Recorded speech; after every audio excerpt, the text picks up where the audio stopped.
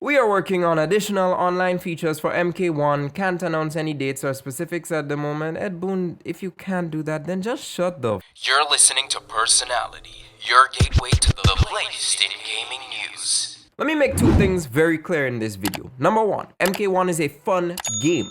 It's an enjoyable game. You could still go on, I could still go on and enjoy the game. Number two, just play the game if you want to play the game. Like, it's still a decent product. I just think that especially in today's community, in today's with the availability of options, MK1 is not a strong product. I mean, we've got good options right now, excellent options, and you've got even more fantastic options to come. MK1 just kind of sizzles out. So the reason why I even wanted to discuss this today was because of the fact that Ed Boon made this post on November 3rd. Well, it was a poll on X, formerly known as Twitter, where he's asking about additional online features and which feature he thinks or no. He wants to gauge which feature the community would like to see most or first. And most people voted for crossplay. Maybe you should have put stability on that list because definitely that's what MK1 needs the most right now. I could play Wi-Fi with Street Fighter 6, connect to another person who's on Wi-Fi, and really and truly, it's a relatively seamless process. I don't even notice the lag. The lag isn't a big factor in that connection. Wired to wired gives me problems on Mortal Kombat. And you have an issue where everybody wants crossplay. And it's understandable. You probably have friends on Xbox, you probably have friends on PC. Y'all want to connect. Nobody trying to connect to the Nintendo Switch, to be very honest. But this is the top priority that they want. So obviously, maybe the large pool of players need to connect. They want that connection. That's what the community wants. I really think we need stability.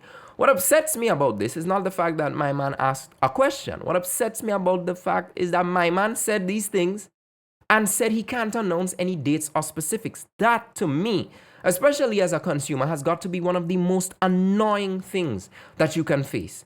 And when I mean annoying, let's look at the Dragon Ball FighterZ scenario. Rollback announced, date given, can't make it. Another date, can't make it. Radio silent. What is going on with Dragon Ball FighterZ rollback? Is it in the room with us? Will it be in the room with us eventually?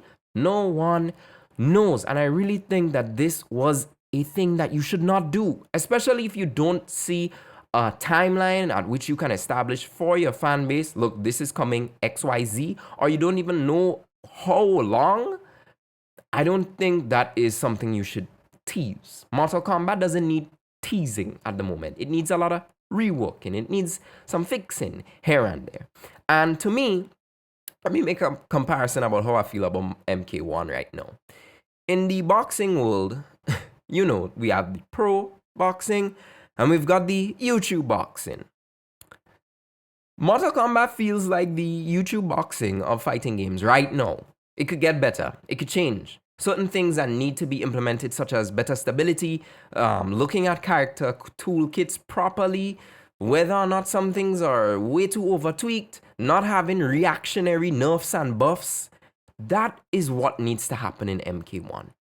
Because when you nerf something, you may just invite this thing that was just quietly overpowered in the corner to just have that. What do you do now? An emergency reworking again? That should never be the case. I don't think the constant, this needs to change, this needs to change, this needs to change.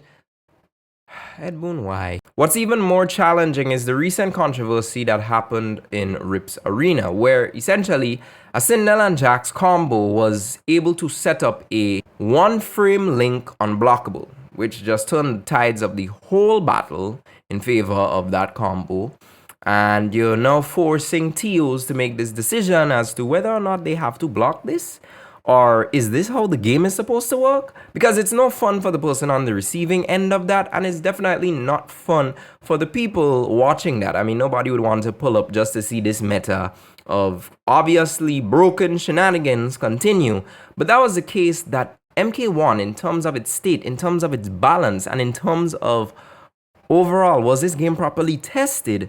That's the situation that the community is being placed in. And there are certain things that would be the standard that would need to be fixed ever so often, and especially when it's general features. But character nerfs are definitely not something that should be a main focus of Mortal Kombat right about now. And, funny enough, as I mentioned, the fact that all these things need to happen, we look at the pro scene of Mortal Kombat and we have a surprising comment from Ninja Killer, one of the tops of Mortal Kombat, saying that he hasn't streamed the game in about 2 months.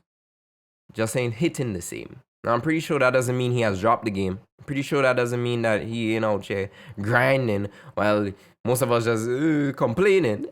He's still out here. But he doesn't feel the vibe.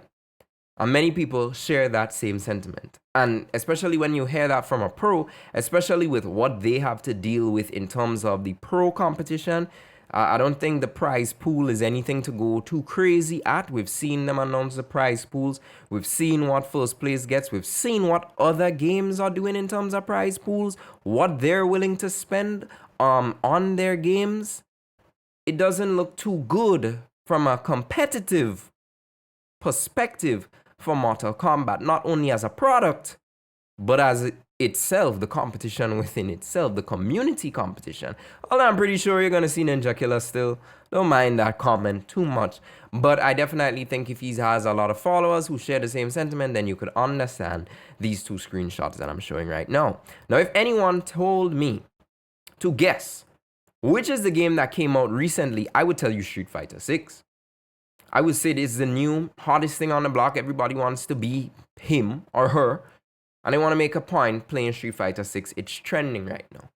But the truth is, that's the game that's 5 months old. And it's even more disheartening when you look at the fact that Tekken 7 is a game that's well over 6 years old. Or 6 years old.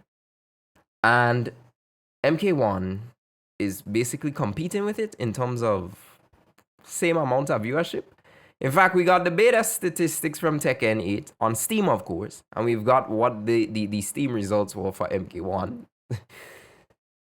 The excuse was that many people don't play Mortal Kombat 1 on PC, and, they're more PlayStation based. Fair enough. Just very sad to see. Especially, these are games that could sustain themselves. You're what? One of the big three in terms of the fighting games.